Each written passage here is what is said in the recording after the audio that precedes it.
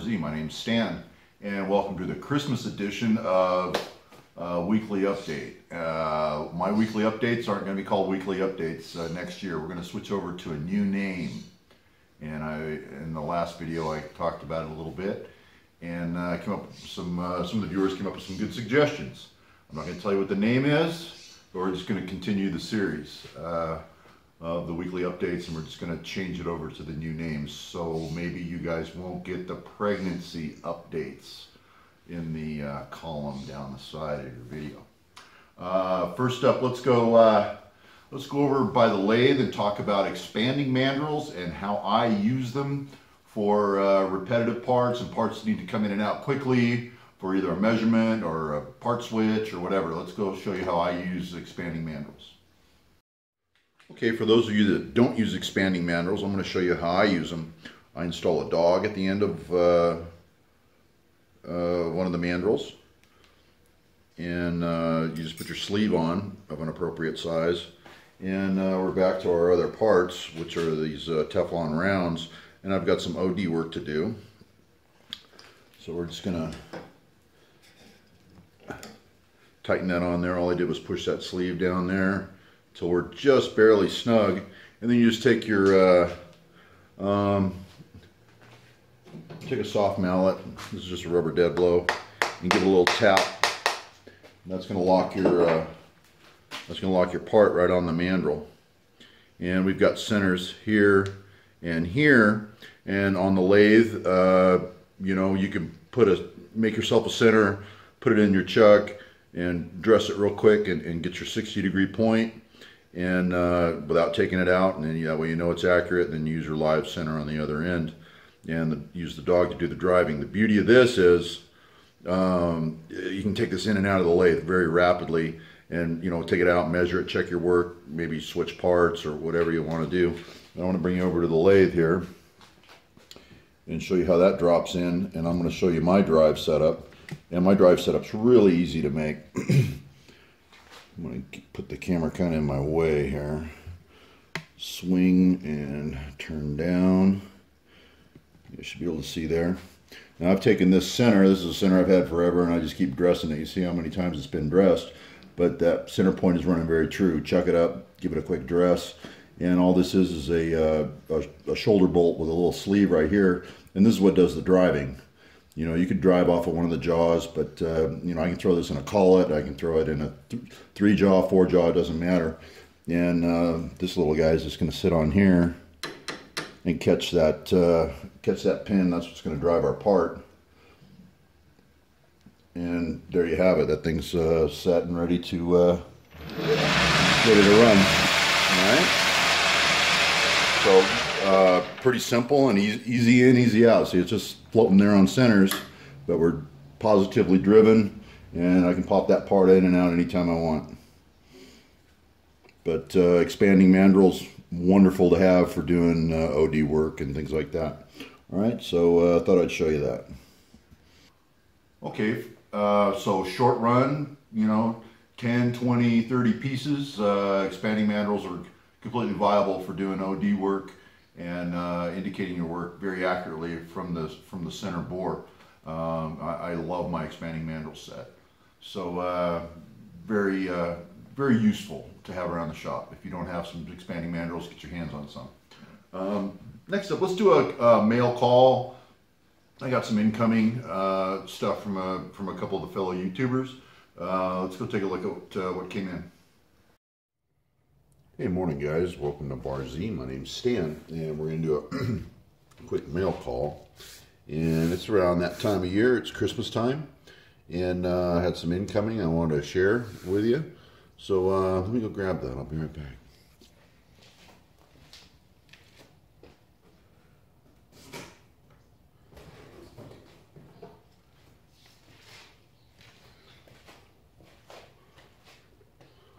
First up, we had something from our friend James Kilroy, and he writes,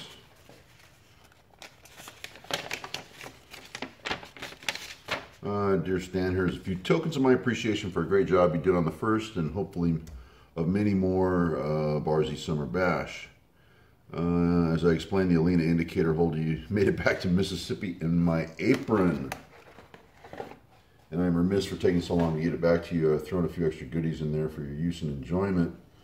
And that was this little fella here, and this is probably the predecessor to the Noga. This is a little Alina indicator holder, but it's kind of a unique lock here that releases a ball.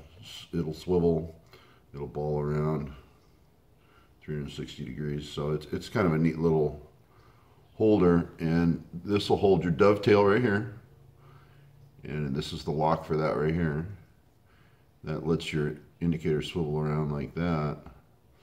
But also it has a fine adjust on this collar here. If I turn this here, I hope you can see that head. It's tilting down. So this is kind of a predecessor to a Noga with a fine adjust. It just came with the indicator set that I bought. I've never actually used this. It's got a 3/8 stem, and it'll take the dovetail holder there, or you can spin that around. It'll also take I think that's the 6mm hole. It's the small stem on the indicators, like a like the Federal indicators or the Interrapids. But that was kind of a neat thing. I was showing it to James, and I think he just landed it in his pocket, and he ended up in Mississippi, and now it's back, and I still have no use for it. In addition, he sent me, let's see what we got here. Looks like some new old stock drill bit.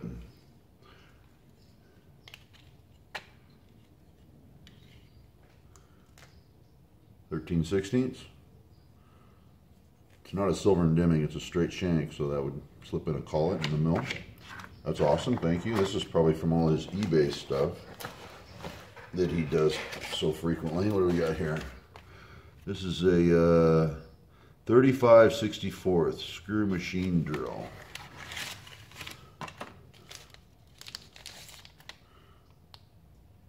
(35/64). More new old stock. It's nicely made. Okay, that's that. Got a couple of sleeves in here. Chucking reamer, straight shank. Yep, those slip right in a collet. Let's see what they say on them. 4,995. So for 1/2 inch, those are perfect. That leaves you a 1/2 thou of a crush on like a dowel fit or a press fit. So those are wonderful. That's a handy size. Thank you, James, for that. I got 2 of those.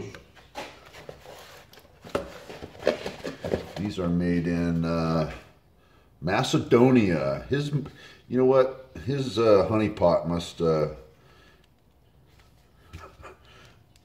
all come from the same place, because that's what his world famous taps are.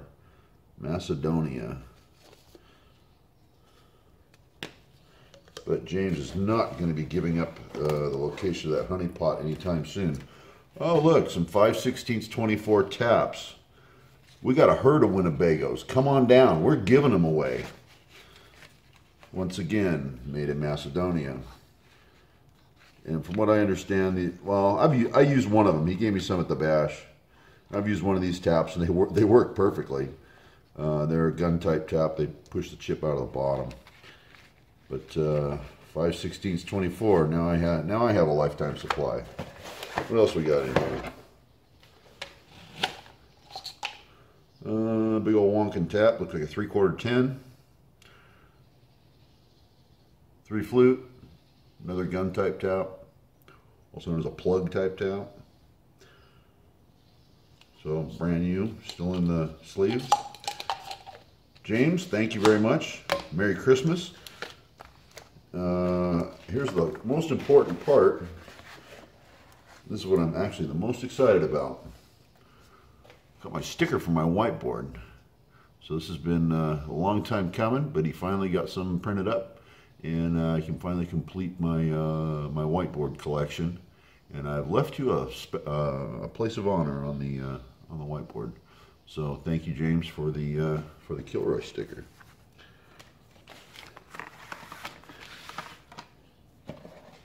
Next up was another James, one of the other Jameses. Knew how to go directly to my heart. He sent me a bottle of whiskey. This is Teos Lightning Rye Whiskey. Now, anytime the word whiskey and lightning are used in the same label or in the same sentence, it's usually trouble, but I don't think there's enough of it here to get me in trouble. So that's okay. This is a 90 proof, 45% alcohol by volume. It's called Saran St. Vitrin's Teo Lightning Rye Whiskey.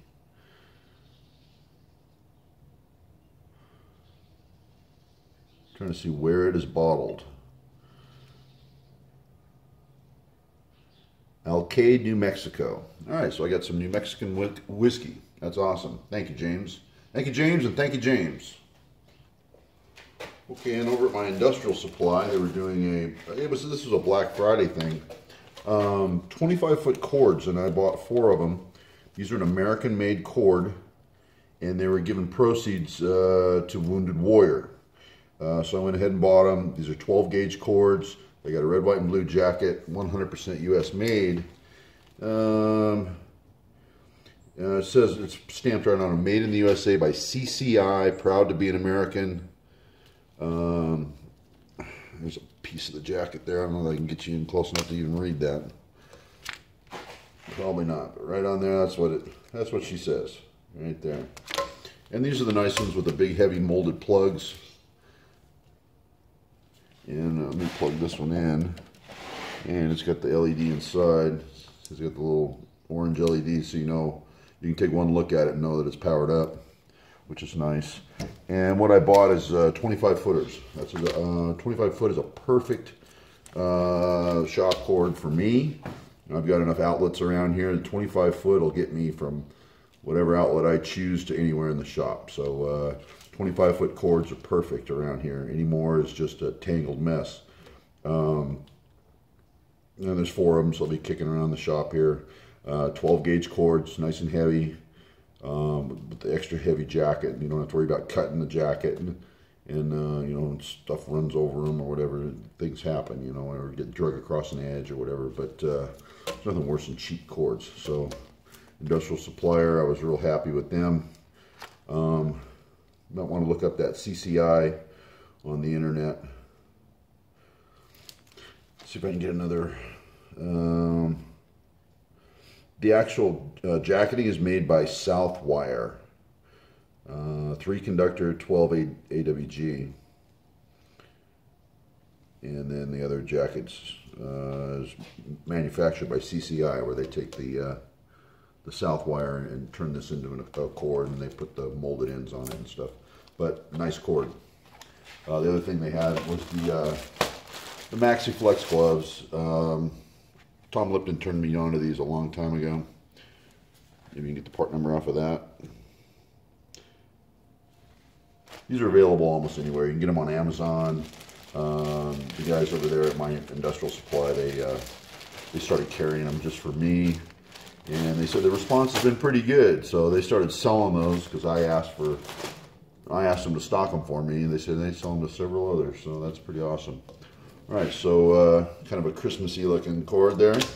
All right, guys, Merry Christmas if I don't talk to you before then. See ya. Okay, and thank you, James and James, for the whiskey and the miscellaneous tooling, and my my little Alina back. Honestly, James, you could have hung on to it. I've never used it. I like my Noga, and this is kind of the predecessor to the Noga.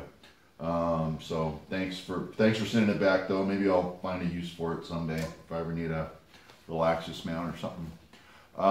Next up, let's go over to the mill and see what I do with a Spindex.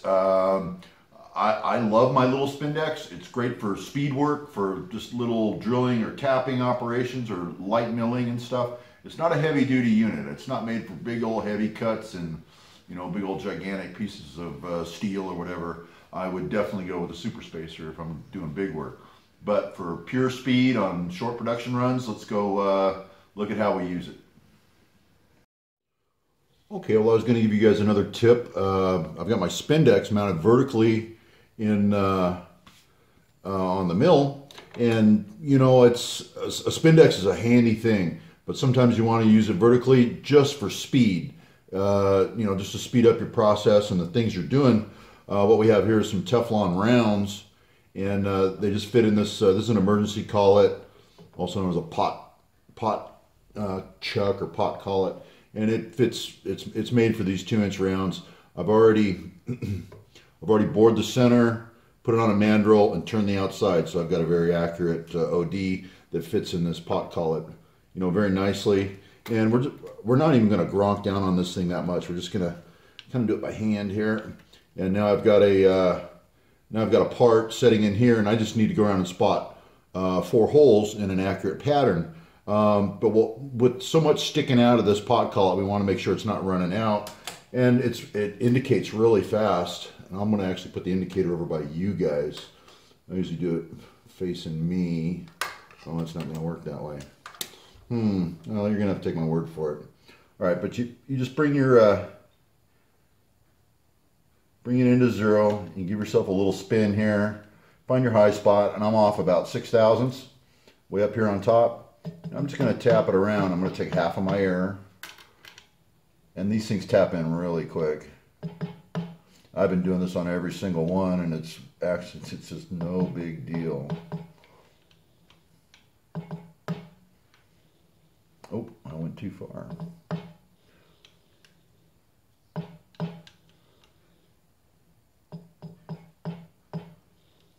Just want the slightest amount of movement on there.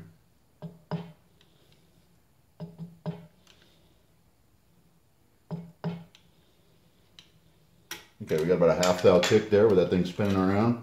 Now we get this out of the way, and you'll probably notice I got 4 paint lines on here, and that's just where I put my pin for my lineup.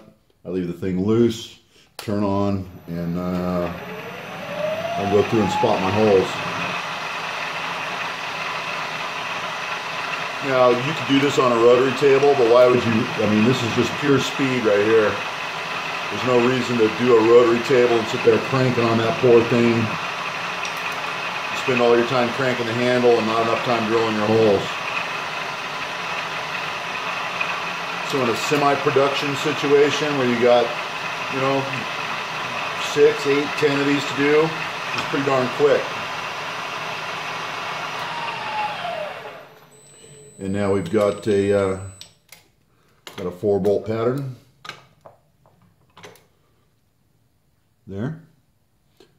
Quick and easy to do. So mounting your Spindex in your mill vertically is a wonderful thing for speed work, and just for, you know, a lot of times you just got a little bit of aluminum or a little bit of plastic, or, you know, I wouldn't use it for any heavy duty milling applications or anything like that.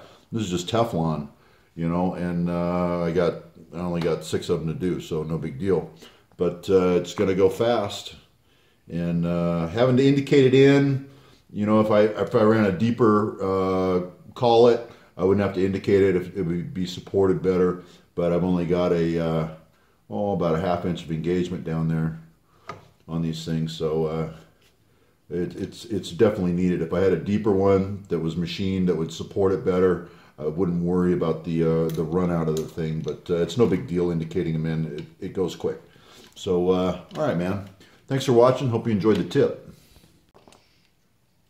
Okay, so we're just going to put an indicator up here and get a 0 on it and just establish what's going on here. See, now it's got a big run out. That's 10, 11, 12. So we're gonna knock this sucker over till we get to about 6. There's 6.5. And now we got a 9 there. Is that my highest number? 9.5.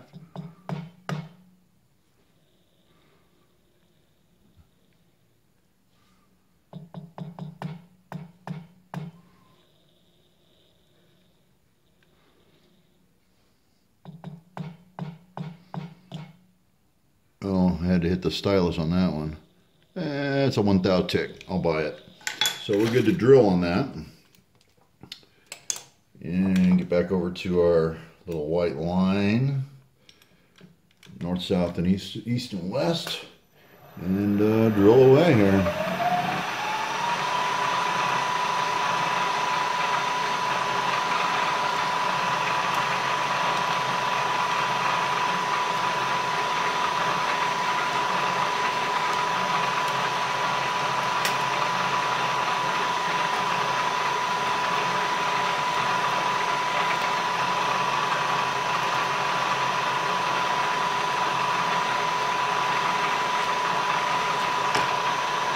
For sheer speed, it's hard to beat a Spindex just for doing speed work like this. So a lot faster than a rotary table or any kind of an index or anything like that. Even a super spacer's, it's cumbersome. You know, you can release the crank handle on a super spacer, but you're still moving that heavy table around. You're chucking stuff in. You're trying to indicate off of it. This is fast and easy. So this is the way to do it. That was the last one out of that run. I thought I'd show you the indicating. All right, guys, back to me. Okay, so there you have it. That little Spindex setup is pretty good in the vertical position. If you make yourself the right angle bracket and set it up on your mill, it's pretty darn handy to have. The Spindex is on my mill almost as often as my vise. I do a lot of little round fussy work, and you can be very accurate with a good quality Spindex. So with a little bit of modification, I had to drill and tap the base of my Spindex, so you know I can bolt it to the angle plate. But with that modification, it's just been wonderful. I love it. All right, guys, this is the end of the Christmas special. I know it was a short one. I want you guys to all have a good Christmas and a healthy and prosperous New Year. And next year, you know, if I don't talk to you before then, New Year's resolutions and looking forward to next year. A lot of people are asking about the Bar Z Summer Bash 2016. Yes, we're going to do it. All right. We're going to be doing it in the early summer, trying to avoid some of the heat. I know it was a real face melter this year here in August, so it was hot. It was 106 here, and a lot of people were melting down. So we're going to try to make it more comfortable for you guys.